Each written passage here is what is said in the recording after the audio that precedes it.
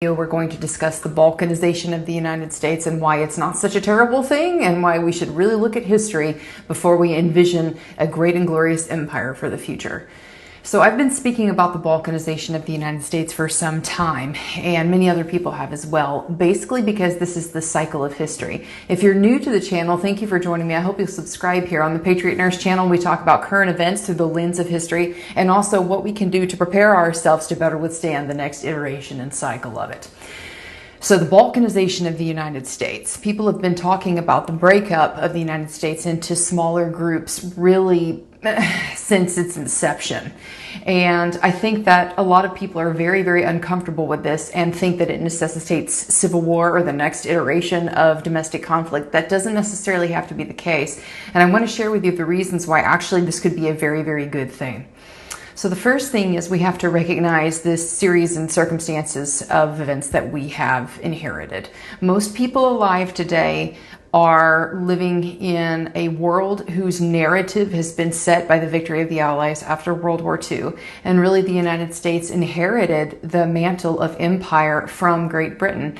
You know, Great Britain, after it was decimated, particularly the infrastructure and the economic powerhouse that it was decimated after World War II, primarily because of bombing by the German Air Force and destroying its factories and capabilities. The United States basically inherited that same empire and the hegemonic status, basically the winner, the constant winner on the world's platform since then.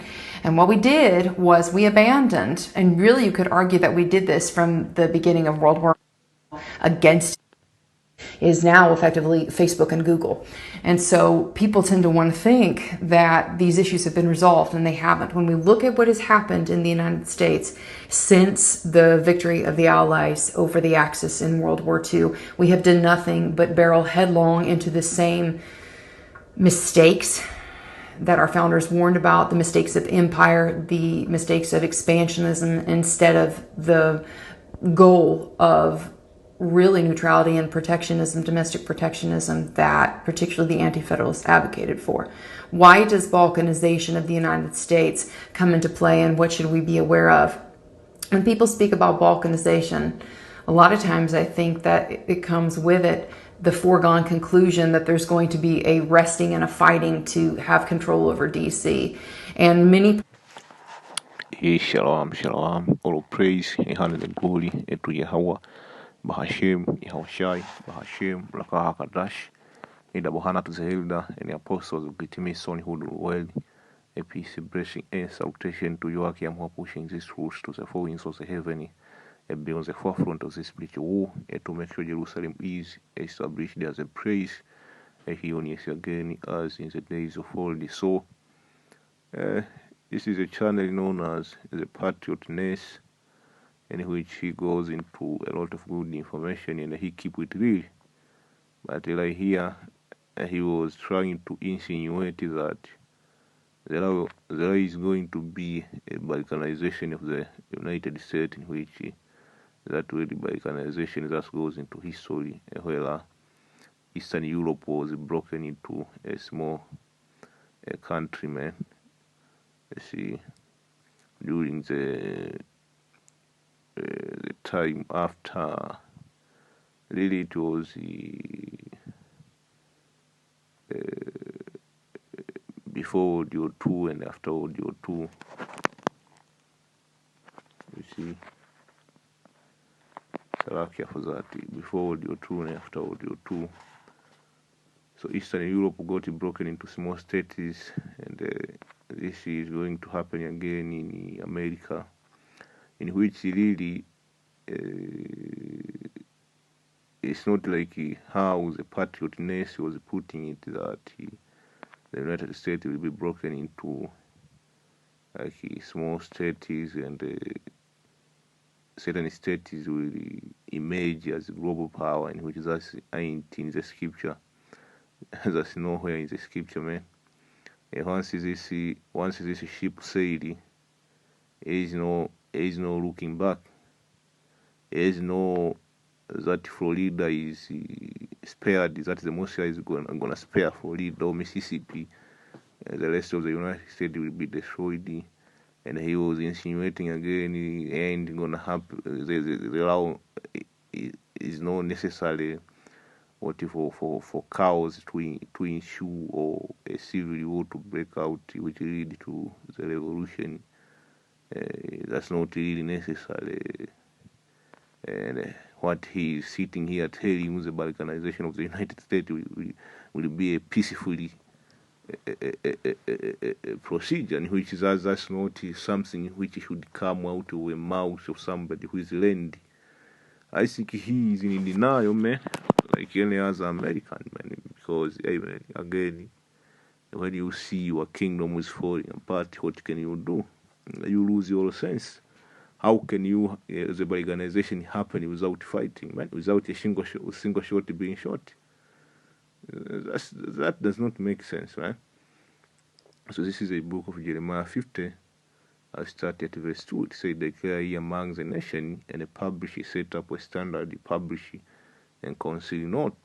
Say Babylon is taken, Bel is confounded, Merodach is broken in pieces, her idol are confounded, her image are broken in pieces. You see?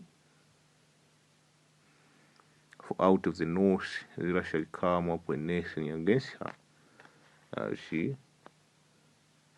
And which is also will happen during the time of World War III. But let's talk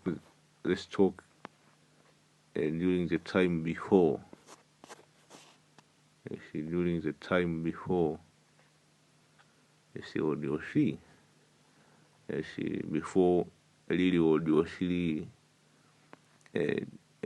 peak pace, before World War III reach its climax, man, there is a lot of things in which are going to happen in America, man.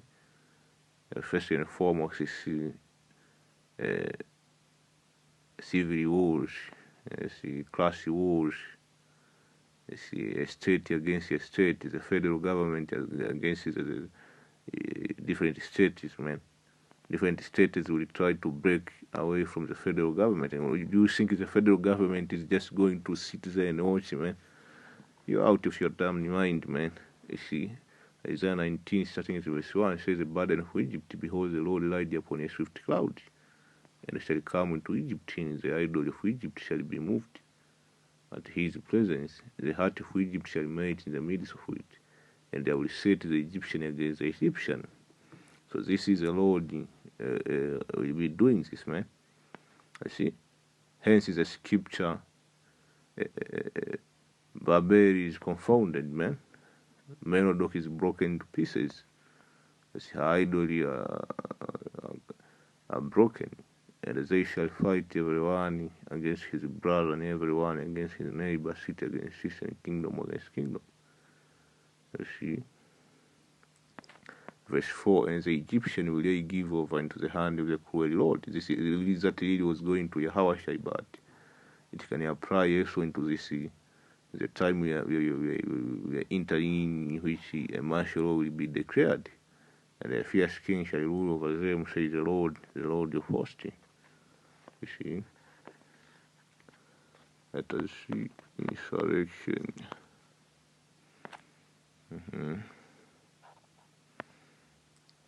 Let me see.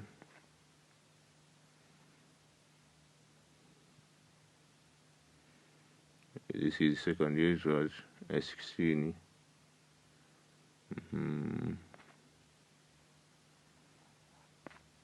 Let me see.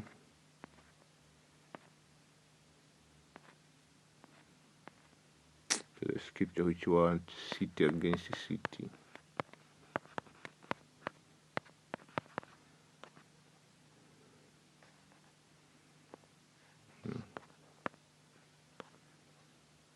City against city.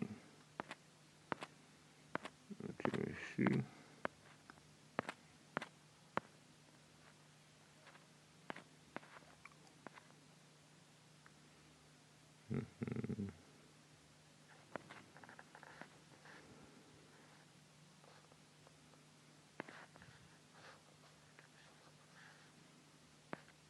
Let me see.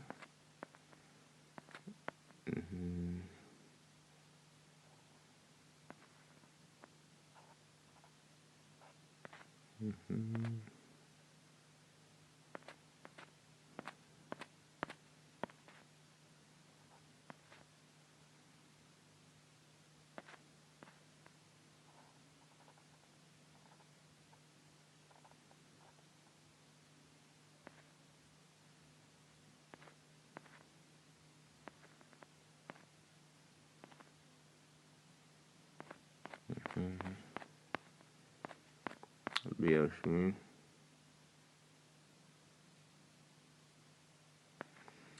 Let me read 16. Say, for there shall be sedition among men in invading one another. You see, because of what? Because of conflict of interest. You will have certain governors, certain mayors who will get greed, certain lawmakers, certain politicians, man. They wanna get a good portion of the deal, man. You see, that's where all hell will break loose, man. They shall not regard their king nor princes, and as a cause of the action shall stand in their power. And we have seen that with Sri Lanka.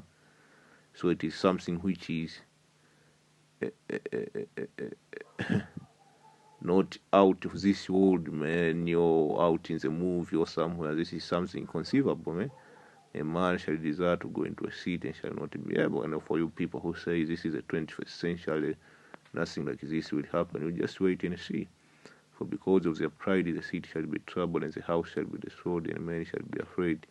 A man shall have no pity upon his neighbor, but shall destroy their houses with a sword, and spoil their goods because of the lack of bread and for great tribulation. You see? You see? So that's what is coming, man. You see, city against city, man. You see, city against city. Let me finish with the scripture. So we are out to watch and pray, man. You see, because this is not a far-fetched scenario. People are talking about the Balkanization of America. You see, so what position will you be in, especially you tribe out of there, man? You Negro, Latin, and Native America.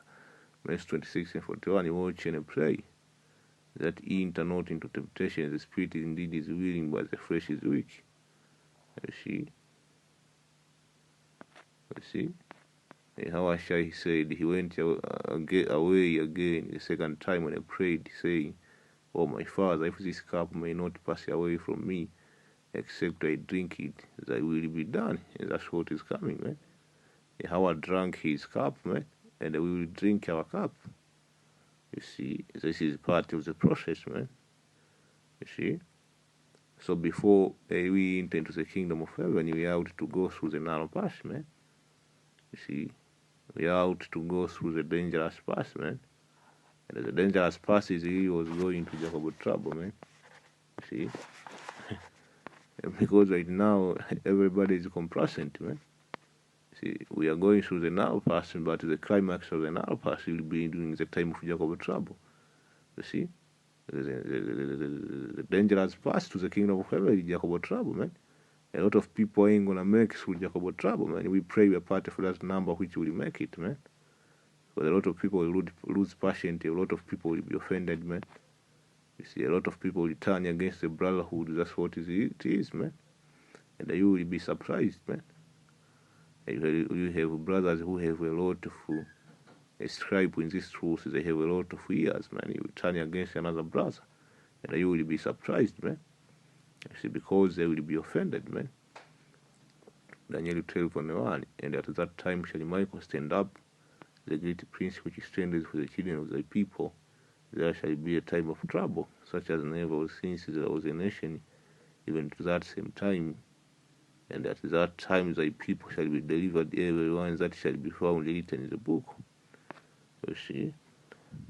So this shall say Shalom. I hope we brothers were edified. On to the next thing.